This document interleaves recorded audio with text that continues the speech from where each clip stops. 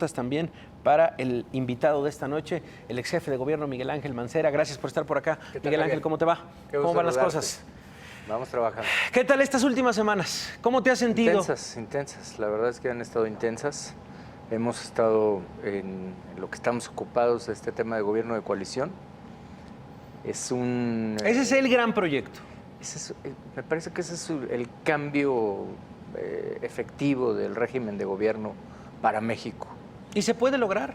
Se puede. Bueno, ya tienes la reforma constitucional. Hoy hay una reforma constitucional que permite este cambio de régimen y quien resulte el presidente electo puede optar por esto que es el gobierno de coalición. El gobierno de coalición. Ya se puede constitucionalmente. ¿Qué faltaría? La ley reglamentaria de gobierno de coalición, lo que vendría pues a consolidar lo que se ha venido diciendo por mucha gente, que el presidencialismo está agotado, que el régimen está agotado, que hace falta un cambio. Eso es de lo que se está tratando. Y en un panorama, bueno, sé que el panorama de que llegue Ricardo Anaya, pues vaya, es lo natural. En un panorama en el que gane Andrés Manuel López Obrador, ¿ves algún tipo de condición? ¿Ves un diálogo? ¿Ves un puente por ahí? Pues mira, yo creo que seguramente él tendría que analizar, ver si está en su línea de ejercicio de gobierno esta tarea así, y de encontrarlo procedente, a mí me parece que tendría todas las condiciones para establecer esto, porque habría un jefe de gabinete que puede estar o no en su radar esta figura de alguien que sea el jefe del gabinete, pero con facultades, no la oficina de la presidencia, de la jefatura de la... No como funciona ahora. No, es un servidor público que debe tener facultades para tener el diálogo con las dos cámaras y para poder también determinar acciones con el propio gabinete. El panorama, por lo menos que nos pintan algunas encuestas, es incluso de una situación que no se veía en México desde hace décadas, que era el poder del presidente y el poder también del partido del presidente en las cámaras. Sí. ¿Te preocupa?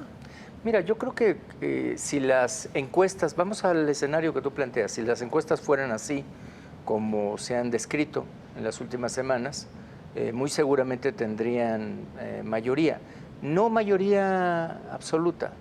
Esa mayoría absoluta es la que puedes conseguir precisamente cuando hay una sola agenda legislativa.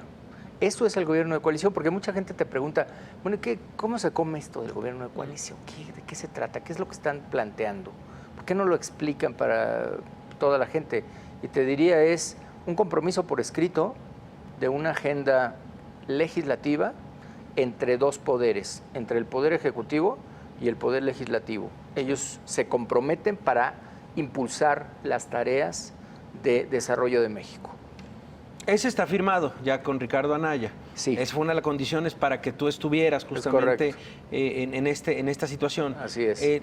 Vaya, el tema específicamente es, bueno, ver la apertura con los otros candidatos, ver la apertura justamente con el futuro. ¿Es una moneda al aire? Pues es una moneda al aire que tiene un punto o un asidero firme en la Constitución. Margarita Zavala lo planteaba en su estrategia, en su plataforma, al menos en algunas de las entrevistas así, entiendo que así lo dejó claro. Y yo creo que esa es la posibilidad del cambio de régimen, porque además te permite que las fuerzas políticas estén incluidas en un ejercicio de gobierno, y eso depende mucho de cómo quiera trazarse la ruta. Creo que eres una de las voces, podría decirse, más críticas dentro del propio movimiento del Frente. Y te preguntaría eso, ¿qué le ha faltado a esta campaña en el Frente? ¿Qué has tú reconocido, qué has visto? Y, híjole, falta por aquí, falta por acá, quedan 9 días, queda prácticamente nada para que termine y para que llegue el día de la elección. Pero ¿qué debilidades has visto de esta campaña? Mira, yo creo que todo el mundo ha hecho su máximo esfuerzo. No tengo ninguna duda, desde los organizadores, candidatos, candidatas.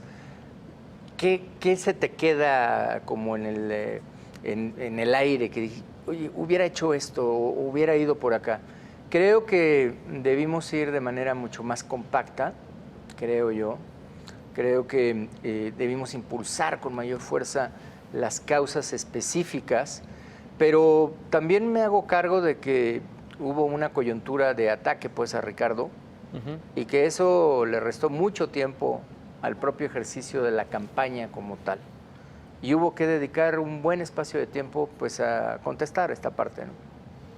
¿Poner en la cárcel al presidente es algo en lo cual también podría pasarle por la mente a Miguel Ángel Mancera? Mira, eso, déjame decírtelo así, porque como jurista te lo tengo que plantear. Habrá un fiscal autónomo y no estará en el poder o en la decisión del presidente, de acuerdo como se está estructurando el régimen en este control.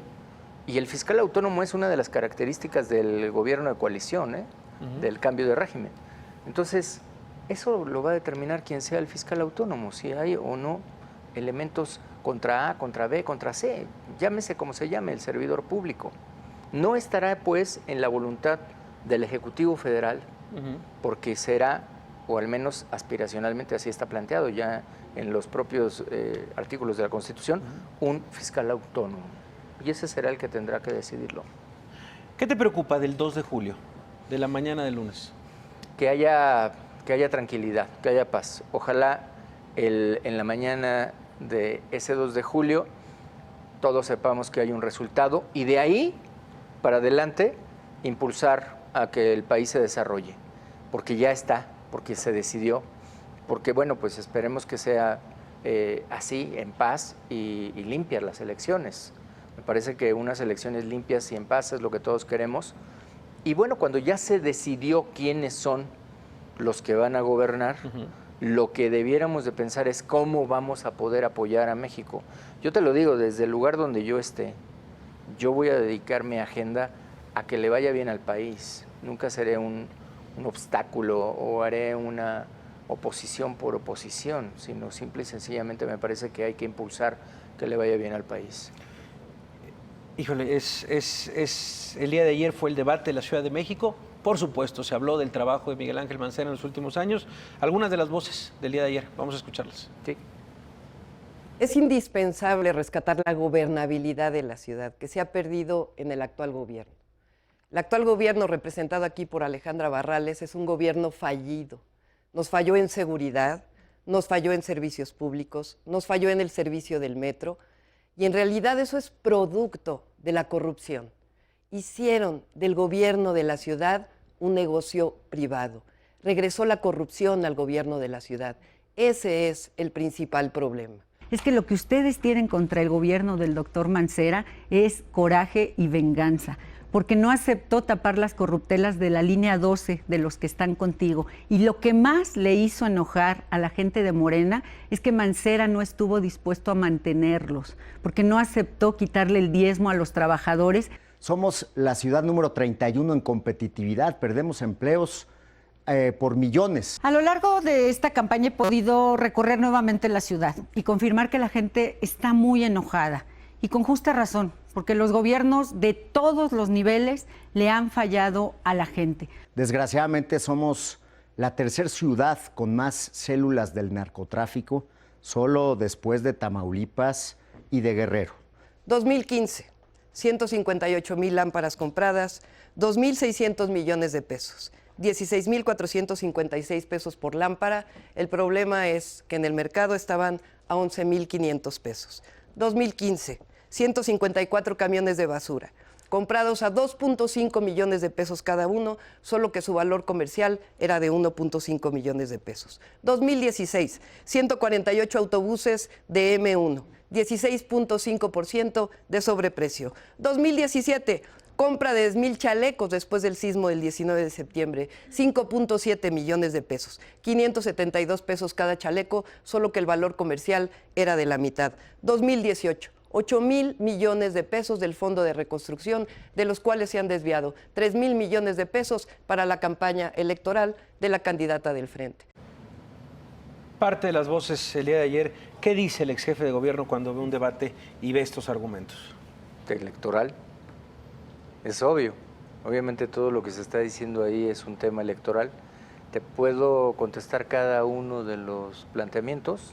Primero, la cuenta pública 2015 está revisada. están auditadas cada una de las partidas. La referencia que hace la candidata de Morena al asunto de las lámparas llevó a la inhabilitación a quien hizo eso. Eso fue algo indebido y se combatió y se atacó y se procedió. Y hubo consecuencias. Y hubo consecuencias en cada uno de los puntos en donde se tiene que actuar.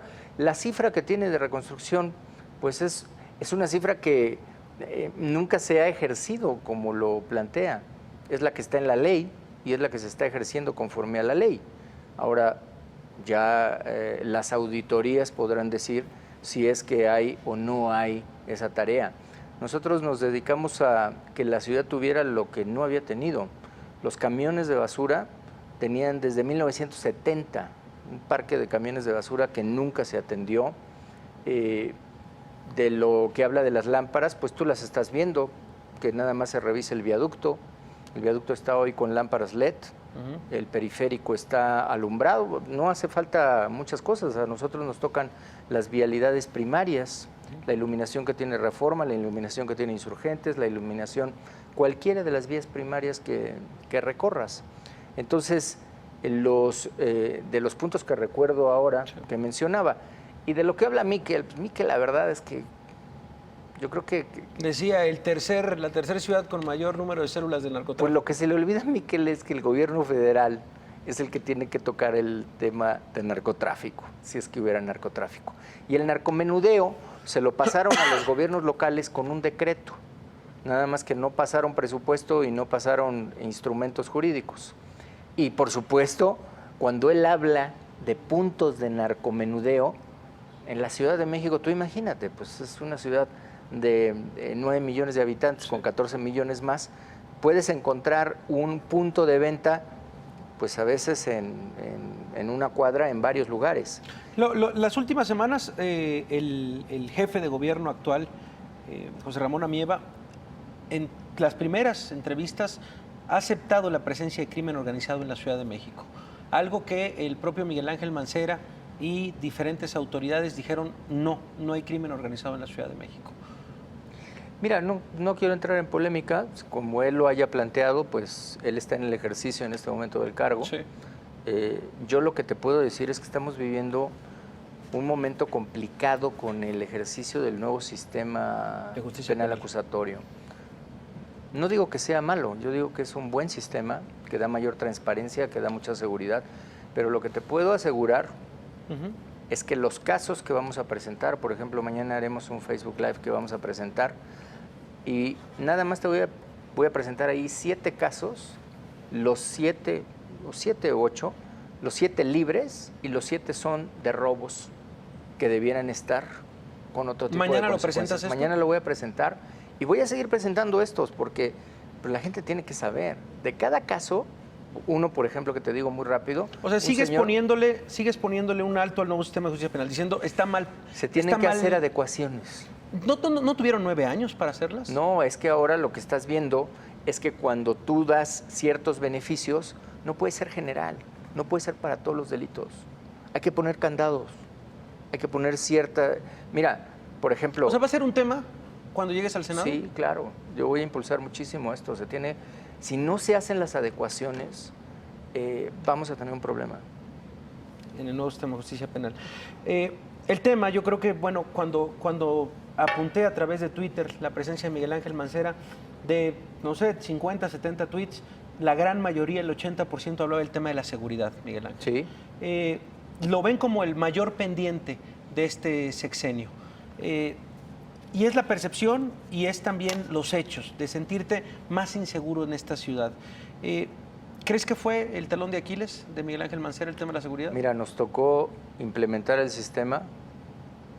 Si nosotros no hubiéramos tenido un cambio de sistema, no hubiéramos tenido esta problemática. Pero cuando tú a la Ciudad de México, que la recibimos con 41,000 personas en prisión, la tienes ahora con 27,000, estás hablando de casi 14,000 personas.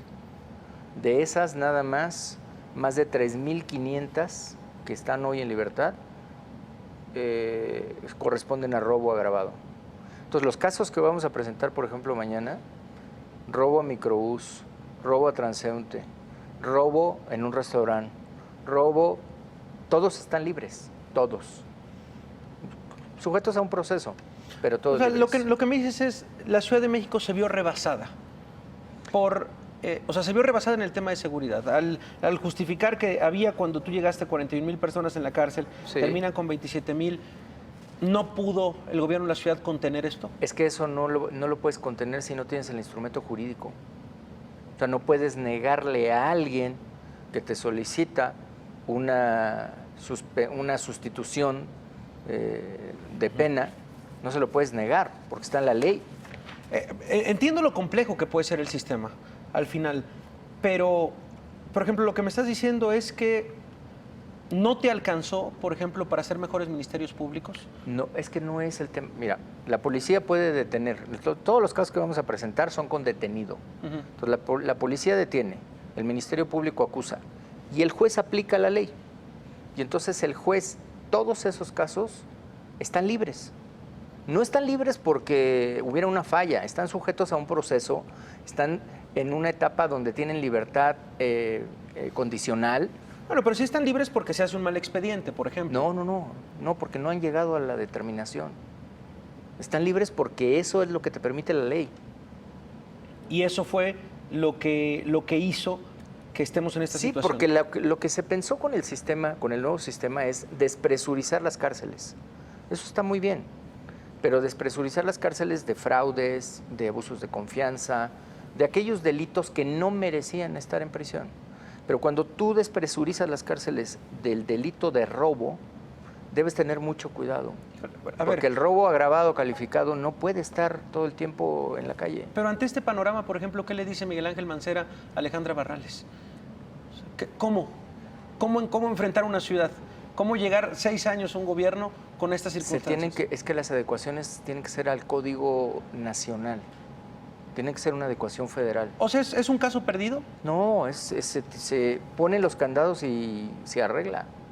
Lo hemos dicho desde la CONAGO. En la CONAGO lo han dicho varios de los gobernadores. Tú revisa hoy las tablas. Yo no quiero mencionar entidades, pero tú revisa las tablas y te vas a sorprender de las entidades que hoy están en primer lugar en homicidio. La ciudad está en el número 21. En primer lugar en robos. O sea, es que es algo que ahora que estuvimos recorriendo las entidades, que dice la gente no sucedía. Hubo una de las visitas que hice en donde es nacional. cerraron los hoteles. Una de las ciudades que es muy turística que visité, tuvieron que cerrar algunos hoteles porque pues está complicado el tema. Pero la queja de los gobernadores, la queja de los operadores están dejando demasiadas personas en libertad. ¿Anda con guaruras el ex jefe de gobierno Miguel Ángel Mancera? Sí, tengo escolta. ¿Por amenazas? No, es un tema que te permite estar 4 años con la custodia. Por amenazas, pues las amenazas siempre me las han, desde que he estado en seguridad pública, en la Procuraduría, las amenazas siempre han sido reiteradas, pero pues en el servicio público no puedes estar con temor, ¿no? Simple y sencillamente cumple los protocolos y nada más. ¿Puede caminar Miguel Ángel Mancera por las calles de la Ciudad de México? Sí, camino, lo hago. ¿Por qué zonas? Por todas en donde tengo que ir, depende de lo que tenga que hacer, ¿no? ¿Qué le faltó? ¿Qué te faltó después en estas semanas que han sido de por supuesto, bajarle un poco a la intensidad, de dejar un poco el celular al lado sin tener que estar viendo las 70,000 alertas? ¿Qué le faltó al gobierno de Miguel Ángel Mancera? ¿Qué pendientes te quedaron? Pues mira, están pendientes y han dicho que no lo van a implementar. La planta de termovalorización, que es energía a través de la basura. Están pendientes y esa estoy seguro que se va a concluir, la ampliación de la línea 5 de Metrobús. Están pendientes el hospital de Coajimalpa, que está en ruta. Están pendientes sustituir varios de los corredores de transporte público. Están pendientes varias de estas cosas. Pero no se hacen, bueno, en algunos entiendo los contrapesos políticos, por ejemplo, con la planta de termovalorizadora, en donde, bueno, la propia Claudia Sheinbaum dice, no va para adelante. No. Pero en los otros casos fue... Tiempo de programación. O sea, la línea 5, la ampliación de la línea 5 es después de la línea 7, va bastante avanzada, pero se terminará en octubre, digamos. El hospital fue un tema de recursos, hasta que no bajaron los recursos completos, pues no se podía licitar y no se podía avanzar. Hubo un cambio de proyecto ahí también, por el terreno mismo. Y te diría yo, todavía muchas otras cosas, por ejemplo, el radar, ¿no? Que se tiene que instalar, el pozo de agua profunda en Iztapalapa, ya tenemos uno, seguramente el gobierno está trabajando para tener otro, la planta de tratamiento que le va a dar una vitalidad importantísima a Chapultepec, los nuevos niveles de medición de la contaminación, porque dicen que no hicimos nada en contaminación. Yo recibí una ciudad que tenía 185 puntos de contaminación, ¿no? Y entraba a precontingencia con 200 puntos. Hoy estás con 150. La bajé. Claro. ¿Cómo ves al partido, al PRD? Al PRD, al final fue el partido que te llevó a la jefatura de gobierno. Sé que siempre te has considerado una persona partidista, Sí. pero también ahora muy cercanos tuyos están en las filas del PRD. ¿Cómo lo ves de salud? Bueno, sin duda el PRD yo creo que necesita y va a necesitar una reingeniería. No tengo ninguna duda de ello. Vamos a ver cómo queda la conformación nacional.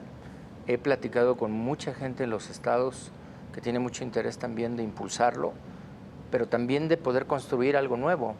Y yo no pierdo la mira de que se puede construir algo nuevo. A ver, o sea, vamos a ver el nacimiento de muchas cosas en política que van a ser nuevas líneas de acción y van a ser nuevas formas de coaligarse y nuevas formas de lo que ve entenderlo. Miguel Ángel Mancera es una refundación del PRD. Sí, hubo una refundación de muchas de las fuerzas de la política. Sí la veo. Realmente creo que se van a ir acomodando estas piezas en una reconformación, ¿no? Y bueno, pues entiendo también, como ahora lo estábamos viendo, la parte de la política. ¿Por qué yo no tenía el discurso que tiene la candidata de Morena? Pues porque íbamos todos juntos, porque estábamos todos éramos los más amigos y éramos los más guapos, y a mí me tocó la fractura del PRD y de Morena. ¿Por qué? ¿Cuál fue Pues el porque diagnóstico, el diagnóstico que tienes? me tocó porque en su momento la dirigencia, me imagino, de ese partido, pues decidió que quería caminar sola, quería medirse sola y quería crecer sola.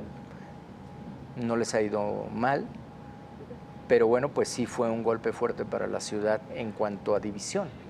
Y lo vamos a ver seguramente en los resultados, como lo hemos visto en 2015, como lo hemos visto cuando fue el constituyente. Claro. Ahí lo vas viendo, ahí se marca esa línea, pues de los que estaban en el mismo PRD que ahora están en Morena, o los que estaban en Morena que ahora están en el PRD. Algo que fue muy comentado también ayer fue el tema de la Constitución. O sea, el tema de la Constitución de la Ciudad de México, yo creo que sí se avanzó mucho en el tema de las garantías, de los derechos. Pues llevan 200 años intentándola, según dice Porfirio Muñoz Ledo. ¿Esa es la medalla de oro de Miguel Ángel Mancera? Yo la medalla que te podría decir es que todo lo que hice lo hice con convicción. O sea, me pusieron 1000 obstáculos para ser el deprimido de Mixcoac. 1000. Se amarraron en los árboles, dijeron que íbamos a devastar la zona, que era un negocio. Ahí está hoy funcionando. 1000 obstáculos para la línea 7 de Metrobús. Hoy tienes un paseo de la Reforma que no tiene los microbuses que tenía, que yo no los puse, así los encontré, y que tiene un bus que está dando un servicio como en Europa. Entonces, así te podría ir mencionando varios de los, porque cada proyecto era una oposición, lamentablemente. El día de ayer escuchamos una serie de promesas. Tú dirás tiempos electorales. No, bueno, hay tiempos unas electorales, que... pero por ejemplo decía Miquel Arriola, adiós tenencia. Ah, Voy a regresar todo el dinero de los parquímetros a la gente que lo haya pagado. Todos se los voy a pagar. ¿Qué decir de este tipo de propuestas? pues digo, obviamente está haciendo propuestas populares, ¿no? O sea, si yo te digo, sabes que ya nunca vas a pagar renta, pues vas a decir, oye, maravilloso, voy a votar por ese señor, ¿no? Si yo ya no pago renta.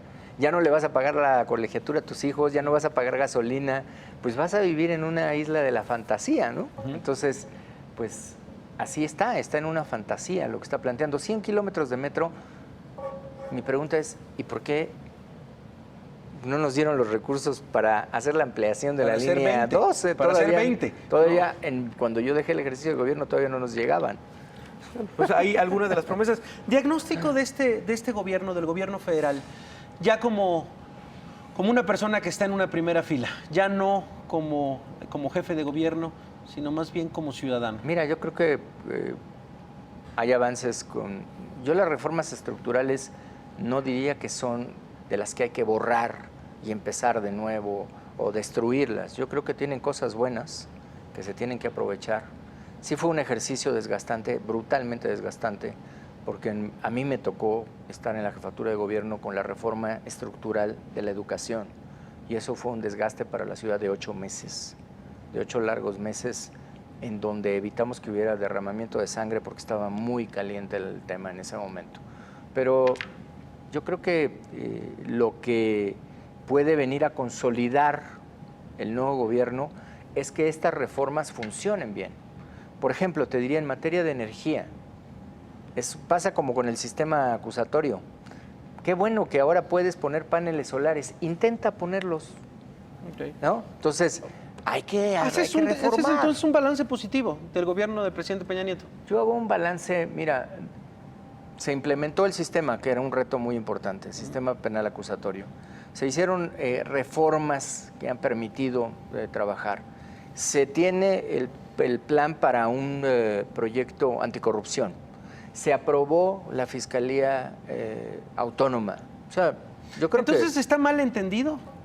No, a mí me parece que ha habido también cosas que han dañado mucho y que no estuvieron bien.